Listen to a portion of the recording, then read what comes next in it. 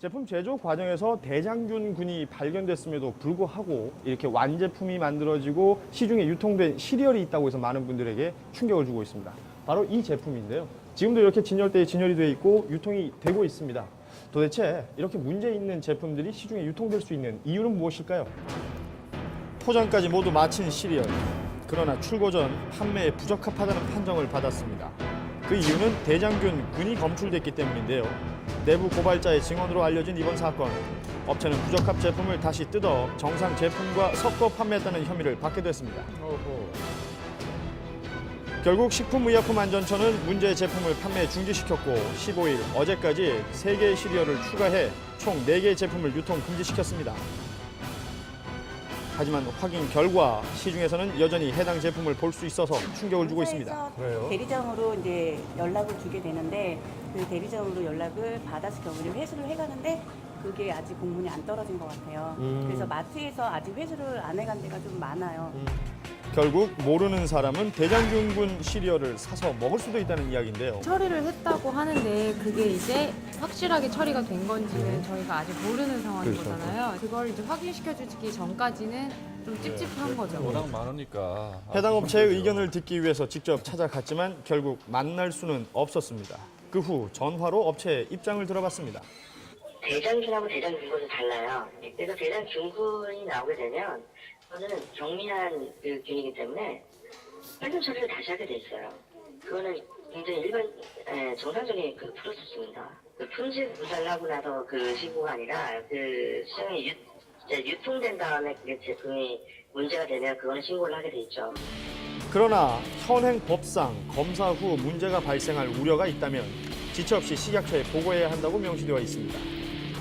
하지만 식중독의 주요 원인인 대장균과는 달리 대장균 군이기 때문에 문제가 없다고 주장하는 해당 업체. 정말 대장균 군을 열 처리했다면 먹어도 안전한 것일까?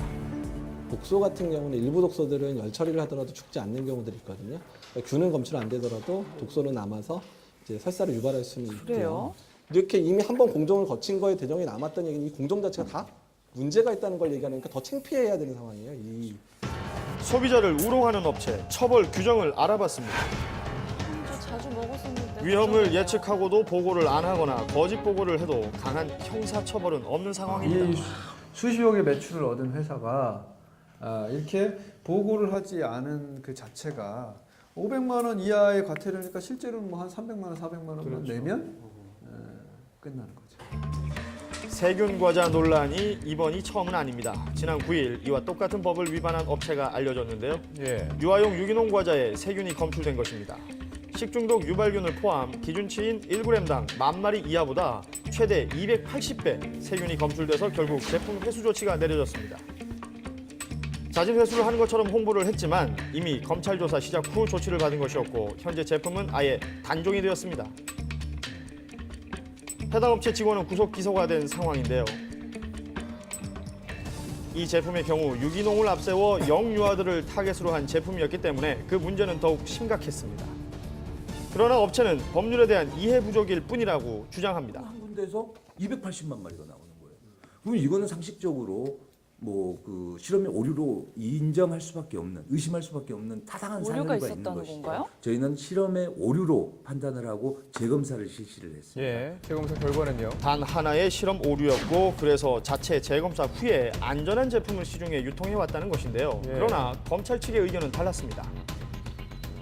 부족함이 계속 나왔습니다. 그 제품 관련해가지고. 그래서 그쪽에서도 내부적으로 평가를 원인이 뭔지 판단을 했는데 설비에 문제가 있고 그 설비 부분은 지금 청소가 안 되기 때문에 세균이 정식 발생하고 영원성 미생물인 식중독부터 발생한다는 거예요. 검찰의 의견은 완전 다르네요. 실제 검찰 자료를 확인한 결과 단 한 번이 아닌 수십 번의 부적합 사례를 찾을 수 있었지만 업체는 실험 결과를 식약처에 보고하지 않았고 제품을 계속 판매해왔던 것입니다. 그 자체에 대해서 어쨌든 그런 결과가 나왔으면 관할 행정기관에 보고를 하도록 되어 있는데 그런 것도 안 한 상태에서 그대로 그냥 자체적으로 했다는 것은 뭐 아무리 변명을 하더라도 좀 피해가기는 어려운 게 아닌가 생각이 듭니다. 재검사로. 네, 이런 상황에서 결국 피해를 보는 것은 기업을 믿고 그 기업의 제품을 이용한 소비자들일 수밖에 없는데요. 특히 먹을 거 가지고 장난친다라고 생각이 들 정도로 이렇게 세균이 있거나 아니면 식중독균이 검출됐음에도 불구하고 이런 것을 계속적으로 판매를 한다는 것은 기업의 윤리적인 의식이 낮다고 생각이 들고요. 매번 실망을 안겨주는 업체들, 소비자의 신뢰를 등진다면 더 큰 손해를 가져온다는 것을 잊지 말아야겠습니다.